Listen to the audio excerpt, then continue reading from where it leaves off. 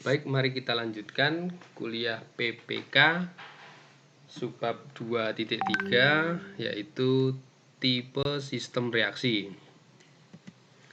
Nah, sistem reaksi secara umum dapat kita klasifikasikan dalam 6 tipe ya, 6 tipe umum, yaitu single reactions ya, reaksi tunggal. Yang kedua adalah reaksi ganda, multiple reaction secara paralel dan menghasilkan byproduct. Lalu multiple reactions secara seri menghasilkan byproduct. Dan yang keempat, ini gabungan paralel dan seri.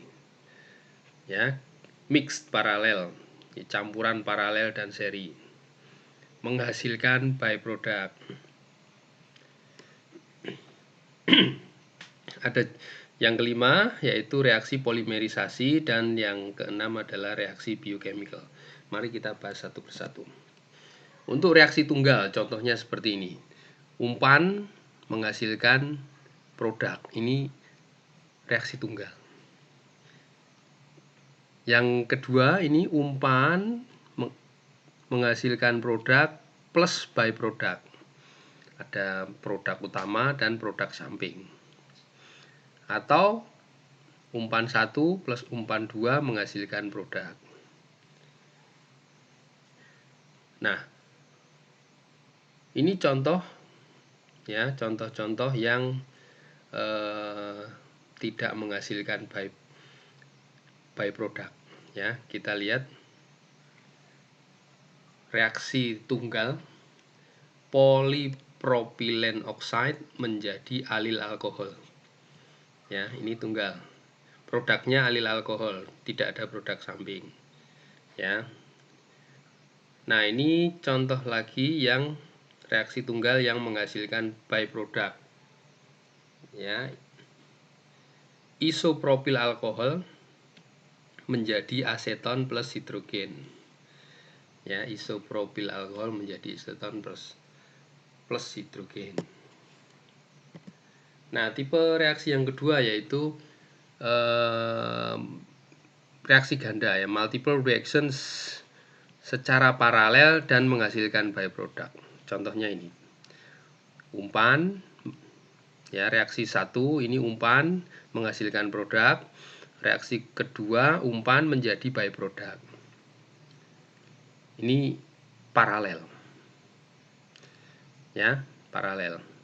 Kalau contoh lain ini umpan menjadi produk plus byproduct, lalu umpan menjadi byproduct 2, byproduct 3. Nah, jadi banyak produk sampingnya nih reaksi yang kedua.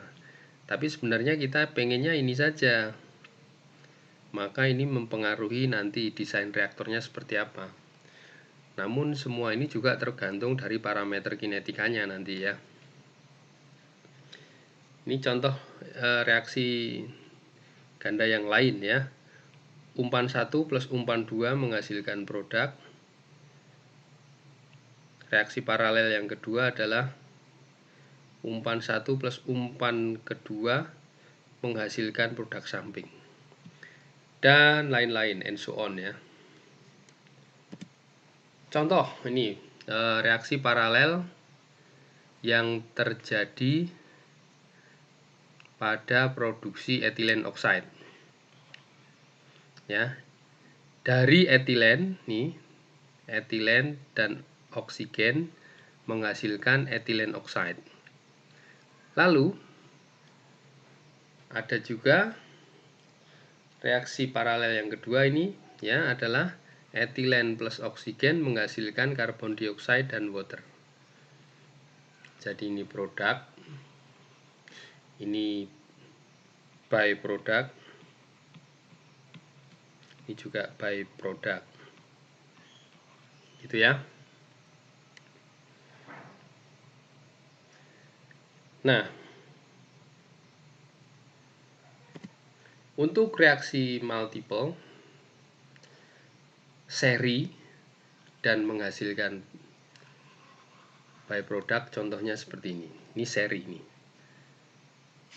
Jadi umpan, misalkan umpan ini A menghasilkan produk B, lalu B menghasilkan byproduct C. Nah, kalau ditulis sebenarnya gini secara seri itu, A menjadi B, B menjadi C. Nah, seperti ini. Ya. Atau umpan menjadi produk byproduct 1 misalnya. Lalu produk ini misalnya A menjadi B menjadi C, berarti ini B menjadi D plus E gini kan. Nah, berarti A menjadi B plus C plus C ya. Nah, lalu B ini menjadi D plus E. Nah, seperti itu. Atau yang ketiga, umpan 1 plus umpan 2 menghasilkan produk ya A plus B, misalkan ini menjadi C, lalu C menjadi D dan E. Nah, berarti kalau kita tulis A plus B menjadi C, C menjadi D plus E. Nah, ini contoh-contoh reaksi seri dengan produk, dengan menghasilkan produk samping ya. Nah, contoh reaksi seri yang ada di sini adalah produksi formamida dari metanol. Ini bahan bakunya metanol dengan oksigen menghasilkan formamida dan air. Lalu formamidanya ini terurai menjadi karbon monoksida dan hidrogen ya. Ini reaksi seri. Yang keempat adalah gabungan atau campuran reaksi seri paralel menghasilkan produk. Nah, kalau ini kita lihat umpan menghasilkan produk, lalu umpan terurai menjadi produk samping ya, lalu produk menjadi produk samping lagi. Nah, ini gabungan. Misalkan ini A menjadi B, A ini terurai menjadi C, lalu B menjadi C, berarti A menjadi B ya kan. Ini reaksi serinya. A menjadi paralel dulu ya, A menjadi C, lalu B menjadi bisa menjadi C gini ya. Yang reaksi gabungan yang lain ini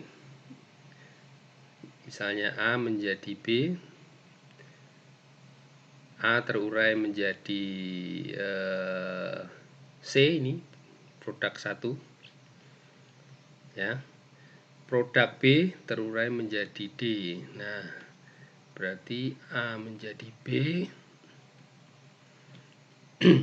lalu A menjadi C, sedangkan B bisa terurai menjadi D. Nah, gitu ya. Kalau ini reaktannya ada 2, A plus B menjadi C misalkan. Ini masih sama, A plus B menjadi D gitu ya, byproduct 1. Lalu C menjadi terurai menjadi byproduct 2, E plus F gitu ya. Ya mudah, ini A plus B menjadi C. Lalu reaksi paralel yang kedua adalah A plus B menjadi D, lalu ini C menjadi E dan F. Nah, ini gabungan mix paralel dan seri menghasilkan byproduct. Contoh ini reaksi gabungan paralel seri menghasilkan byproduct adalah produksi etanolamin dari reaksi antara etilen oksida dan amonia. Ini etilen oksida dan amonia menghasilkan mono etanolamin dulu, lalu monoetanolamin dan etilen oksida menghasilkan dienolamin, lalu dienolamin dan etilen oksida menghasilkan trienolamin, dan seterusnya. Ya. Nah, reaksi yang kelima adalah polimerisasi. Ya, jadi polimerisasi itu nih ya. Monomer molecules. Apa itu monomer molekul? Mari kita lihat dulu definisinya. Monomer molecules itu direaksikan bersama ya untuk menghasilkan polimer dengan massa molar yang tinggi. Jadi reaksi polimerisasi itu adalah reaksi monomer molekul ya, molekul monomer reaksi molekul monomer untuk menghasilkan polimer dengan massa molar yang tinggi. Ya, polimer dengan massa molar yang tinggi. Nah, ini tentu saja reaksi polimerisasi ini tergantung dari sifat mekanik dari sebuah polimer, ya. Campuran atau mixture monomer mungkin bisa direaksikan bersama untuk menghasilkan copolimer dengan massa molar yang tinggi ya. Nah, dua tipe reaksi polimerisasi yang umum itu adalah reaksi polimerisasi yang melibatkan step terminasi atau penghentian ya. Dan tipe yang kedua adalah reaksi polimerisasi yang tidak melibatkan step terminasi. Contoh nih, reaksi polimerisasi yang melibatkan tahapan terminasi. Contohnya adalah polimerisasi vinil klorid dari ya free radical inisiator R. Nah, ini kita punya free radical inisiator R nih, ada tanda titik ini. Nah, ini yang siap untuk membentuk polimer-polimer. Rantainya itu bisa lebih panjang nantinya ya. Ini inisiatornya nih, free radical ya. Ini vinil asetat, vinil klorid ya, vinil klorid. Kalau kita lihat ini rantainya awalnya rangkap 2, ini putus, terus radikal ini masuk. Nah, ini ya radikal. Nah, ini inisiasi. Lalu vinil klorid free radikal ini ya.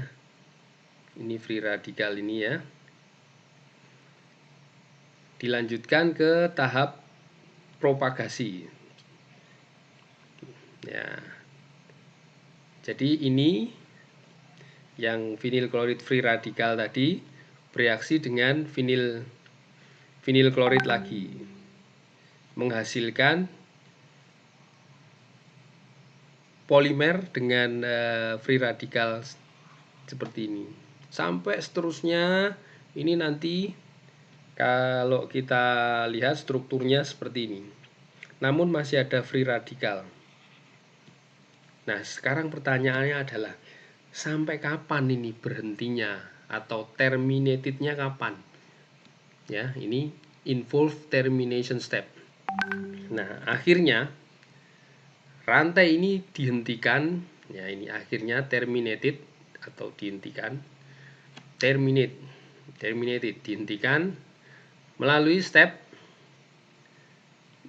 di anion ya, penggabungan dua radikal yang tidak mengenerate radikal lagi.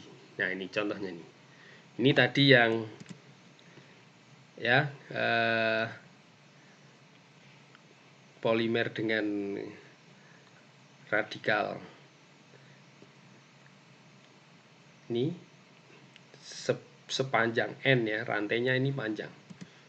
Kemudian bergabung dengan radikal yang lain. Nah, ini ditandai dengan panjang M, sebanyak M, ini sebanyak N, ini. Akhirnya free radikal ini gabung. Ya, gabung menjadi seperti ini. Ini sudah nggak ada radikal lagi nih. Ya, ini sudah tahap polimer yang sudah tidak ada radikal lagi ya. Artinya sudah terminated ya, sudah melalui tahapan penghentian radikal seperti itu. Ini contoh polimerisasi tanpa terminasi ya. Contoh polimerisasi tanpa terminasi. Jadi kita lihat di sini, ini tanpa terminasi. Jadi langsung selesai ini. Ya, langsung selesai, berhenti ya. Mari kita lihat. Di sini polimer grow, berkembang melalui reaksi ekstrifikasi secara suksesif berturutan ya, dengan eliminasi air dan tanpa tahap ini tahap terminasi. Kita lihat ini kan terbentuk air nih, H2O ya. Dari mana ini H2O-nya? Ini kita lihat, ini gabung ya, ini menjadi H2O. Nah, gitu ya. Akhirnya jadilah polimer tanpa tahapan terminasi ya.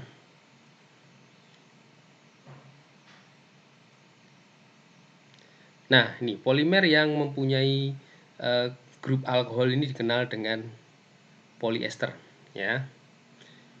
Polyester, polimer ini sering digunakan untuk manufacture artificial fiber ya. Contohnya esterifikasi terephtalic acid dengan etilen glikol menghasilkan polyetilen tereptalat. Nah, gitu ya. Baik, ini adalah biochemical reaction ya, jenis tipe reaksi yang keenam, yang terakhir nih. Sering ya merujuk pada fermentasi ya, sering reaksi fermentasi. Nah, reaksi biochemical itu kita bagi menjadi dua tipe yang umum ya, dimana dipromot ya dengan promotor mikroorganisme dan enzim ya. Promotornya itu bisa mikroorganisme dan enzim. Keuntungan dari reaksi biokimia: beroperasi di bawah mild reaction condition, mild ya, ringan, suhu tidak tinggi ya, suhu dan tekanan tidak tinggi, atau mild reaction condition. Biasanya dilaksanakan di dalam media aqueous ya. Nah, ini media berair, daripada menggunakan solvent atau pelarut organik. Ini contoh dari reaksi eksploitasi metabolic pathway in selected microorganism. Jadi promotornya adalah mikroorganisme kita punya reaktan umpan dengan promotor mikroorganisme menghasilkan produk plus mikroorganisme lagi. Jadi dia mampu, mikroorganisme ini, promotor ini mampu mereproduce atau menghasilkan mikroorganisme yang lain. Ya, jadi dia mampu memproduksikan dirinya sendiri nih mikroorganisme ini ya. Lalu umpan 1, umpan 2 dengan promotor mikroorganisme menghasilkan produk di mana promotor ini mampu memproduksikan dirinya sendiri lagi. In such reaction, the microorganism reproduce themselves, ya, reproduce themselves. Ya. Nah, in addition, nih biasanya ditambah nutrien supaya mikroorganismenya ini bisa tahan hidup, ya, survival. Reaksi yang melibatkan mikroorganisme ini contohnya hidrolisis, oksidasi, esterifikasi, dan reduksi. Contoh dari reaksi oksidasi, produksi sitrit asid, asam sitrat ya, dari glukosa ini. Ini glukosa dengan oksidasi menghasilkan sitrit asid dan H2O. Ini contoh reaksi dengan promotor enzim.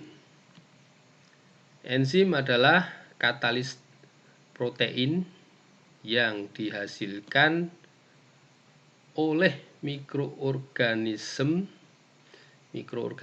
yang mempercepat reaksi kimia di dalam mikroorganisme itu sendiri. Ya.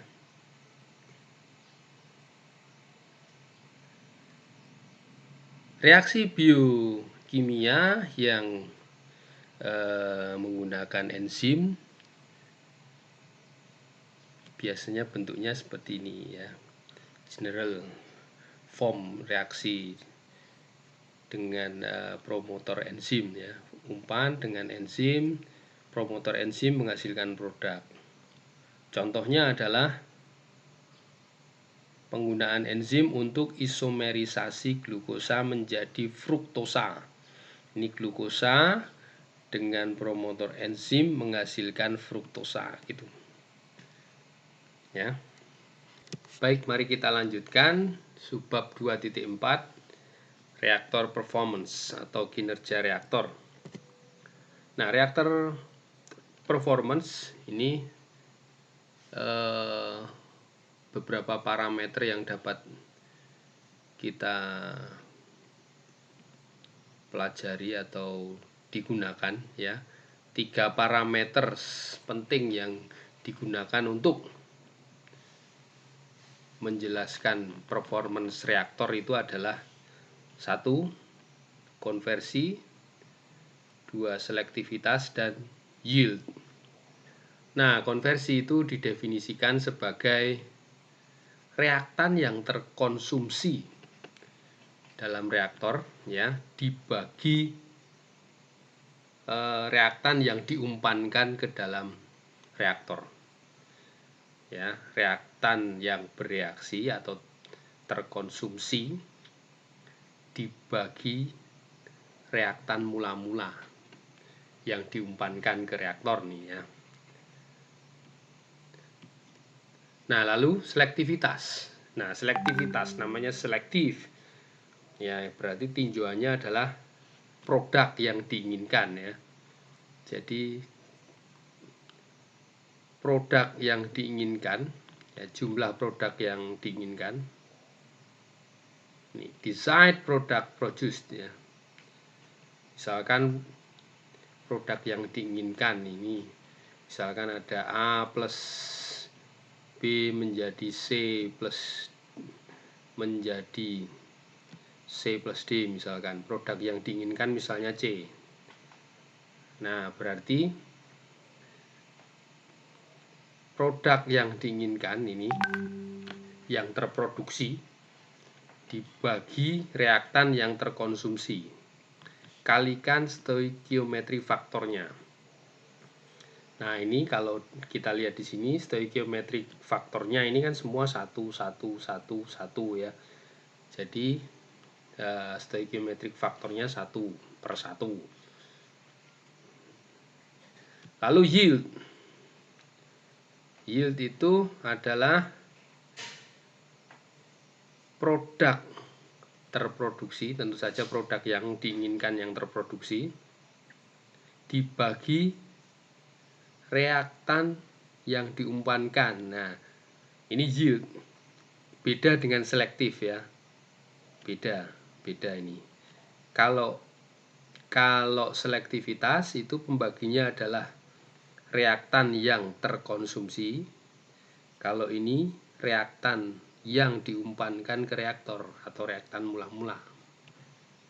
Ya, yield. Faktor stoikiometri itu apa? Nah, ini adalah mol stoikiometri dari reaktan yang diperlukan per mol produk. Ya, jadi mol stoikiometri reaktan yang diperlukan per mol produk. Nah, kalau ini reaktannya misalkan tinjauannya adalah A, ini 1, ini 1 ya, berarti 1/1 ini mol stoikiometrinya. Nanti kita lihat pada contoh soal ini. Ini ada reaksi hidrodealkilasi toluen menjadi benzen. Ya, ini produk utamanya benzen. Ya, produk sampingnya adalah metan, bifenil dan hidrogen. Ya, ini adalah main product dan yang bintang ini star ini adalah byproduct. Gitu ya. Nah, kalau kita lihat inlet ini umpan ini. Ini awal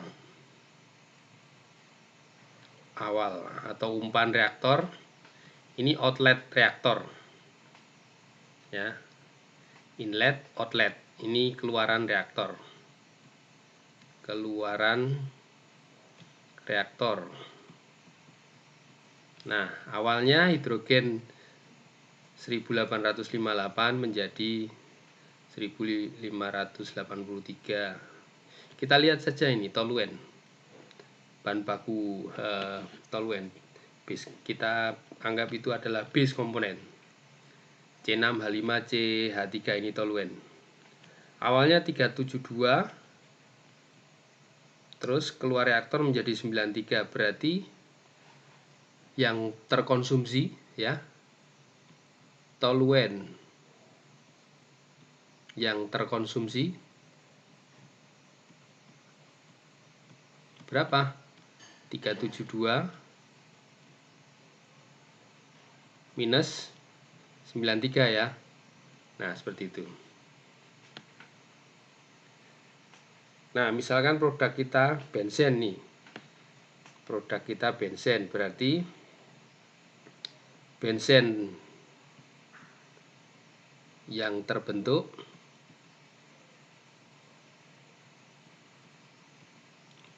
berapa? Nah, kita lihat benzen C6H6. Nah, ini 282 dikurangi 13 gitu. Nah, dari sini kita bisa menghitung konversi. Nah, misalnya konversi terhadap toluen. Nah, berarti tadi konversi definisinya adalah konversi terhadap toluen ya. Reaktan terkonsumsi dikurangi reaktan umpan. Nah, reaktan terkonsumsi berarti ya konversi terhadap terhadap toluen ya. Itu 372 minus 93 dibagi 372 seperti itu. Nah, ini ada kita harus menghitung konversi, selektivitas dan yield terhadap toluen atau hidrogen. Nah, mari kita lihat yang terhadap toluen dulu. Nah, terhadap toluen konversinya 75%. stoichiometric faktornya 1, yaitu toluen yang diperlukan per benzen produk. Nah, ini kebetulan toluennya 1, stoichiometriknya ya, ini semuanya 1, ini 1, ini 1, berarti stoichiometriknya faktornya stoik faktornya itu sama dengan 1/1, ya kan? Nah, ini stoichiometriknya 1.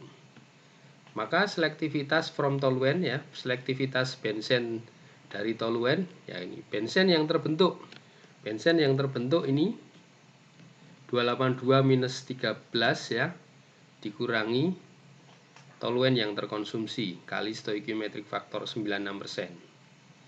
Nah, kalau yield, nah ini hati-hati. Ya, kadang ada data konversi, ada juga data yield, harus hati-hati, beda ya.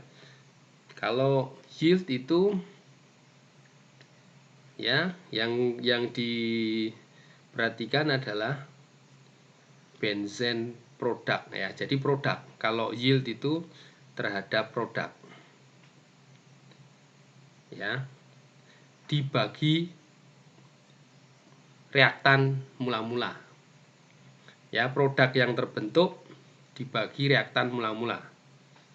Itulah yield, ya, yield.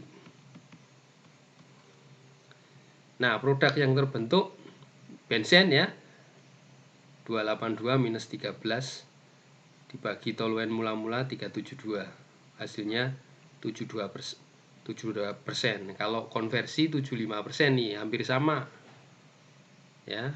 Tapi ini ngitungnya dari toluen yang terkonsumsi, reaktan ini, reaktan yang terkonsumsi dibagi dengan reaktan umpan.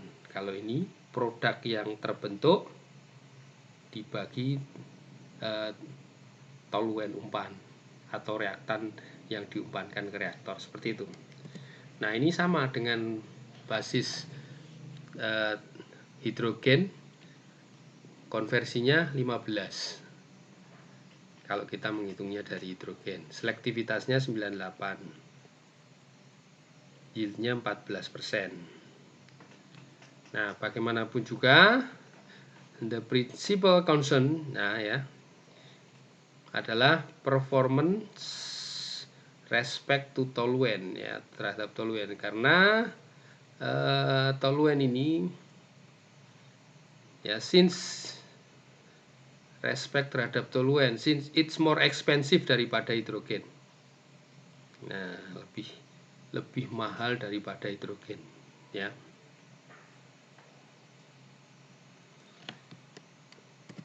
Oke, hari ini kuliahnya cukup. Saya akhiri. Assalamualaikum warahmatullahi wabarakatuh.